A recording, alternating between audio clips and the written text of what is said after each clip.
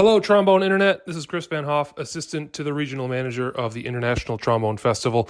We at the festival, of course, are huge fans of the pod, and we are really excited to invite you to attend this year's 2024 International Trombone Festival at TCU in Fort Worth, Texas. Dave Begnosh is our host. We have the world premiere of a brand new double concerto for trombone and piano with the Fort Worth Symphony. We have the American Brass Quintet. We have late night jazz featuring a Latin jam session. Like, everything is happening. All the cast will be there. It's the best hang in the world, and we hope to see you there. You can register for the festival still online at www.internationaltrombonefestival.com, and it's happening the last week of May. So go register. We'll see you in Texas. Welcome to Now Hearing Candidate 1, where we break down the processes of audition winners from announcement through audition day. I'm called Sebastian Vera, and today's guest is John Romero, principal trombonist of the Metropolitan Opera and former principal trombonist of the Fort Worth Symphony Orchestra. So thanks for being the very first person to ever do this. I'm really excited about doing this podcast. How's it going? I am honored. It's good. Yeah, just enjoying my day off. I'm excited to deep dive into audition prep with you and just learn about processes that work for you and that are unique to you. So let's get into it, shall we? Sure. So you've won two pretty major auditions, the Fort Worth Symphony Orchestra and the Metropolitan Opera. Obviously two very different jobs, but the audition process is still an audition process. Were there major differences in how you prepared for these? Yes, 100%. Yeah, I mean, that's all there is to say about it. So, moving on. Yeah, so, I think the first thing that needs to be said, though, is just that, the Fort Worth Symphony audition, which I won in 2016, was about my 22nd or 23rd audition in total, like just considering professional orchestras, let alone, community orchestras and competitions and things like that. So I kind of packed a lot of auditioning into a small amount of time, and I did that deliberately because I knew that I tend to get nervous whenever I'm presented with a new environment, a new competitive environment, rather. So, say in high school, I would do all region, and then that was fine. After a few years, I got, not like I didn't get nervous, but I got more accustomed to it, and so I was better able to deal with that.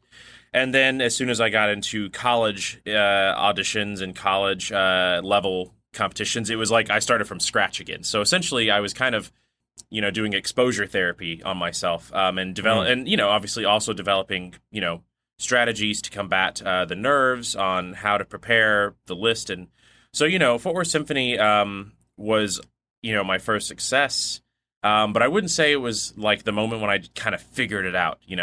I do think, I definitely codified a lot of things I was taught, and I came up with a lot of practice techniques and preparation techniques that really came together in the Met audition, but, obviously I was doing something right in the Fort Worth audition, so I can talk about that first, I think. Yeah. So like what's the first thing when you got your list, and how far out did you get it? This was in my my master's degree at Rice University, and I got it. I think the audition was in May, and I probably got the list about 2 months ahead of time, 3 months maybe. But there were also 3 other auditions like within 4 weeks of the Fort Worth Symphony audition. That was the President's Own Marine Band, the Pershing's Own Army Band, or Pershing's Army Band, rather, I think, and then the Air Force Band in D.C. So I was planning on taking all 4 of those, and of those 4, the one really that I was really gunning for was the President's Own Marine Band audition, because, frankly, that's the one I thought I had the best shot at winning. I can't imagine you in the military.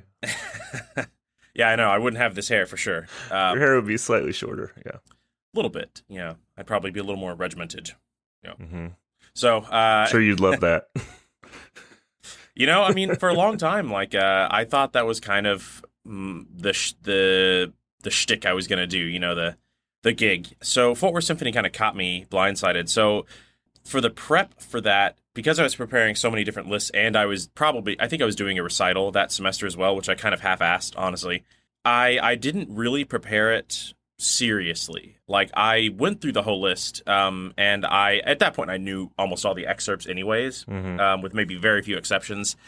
But I was really focused on the other lists. And yes, there was a lot of overlap. But, Fort Worth Symphony, I think, was a much more extensive list. A lot more things like, full symphonies on the list, right? And so I kind of sort of just ran through a lot of it.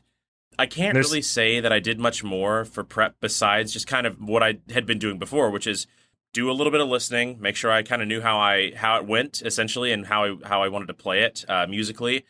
Record myself, work with a tuner, just all those basic things that everyone kind of knows. And I think what really came together, though, was not anything to do with my audition prep, but my just the evolution of my general practice. And also one other surprise thing, which I'll get to in a second. But in my individual practice, there's kind of this thing that I think a lot of people have noticed with certain teachers, like who have won big jobs, where like they have the thing that sent them over the top, and that's what they emphasize all the time. This is like, you have to get this down because this is what made me successful.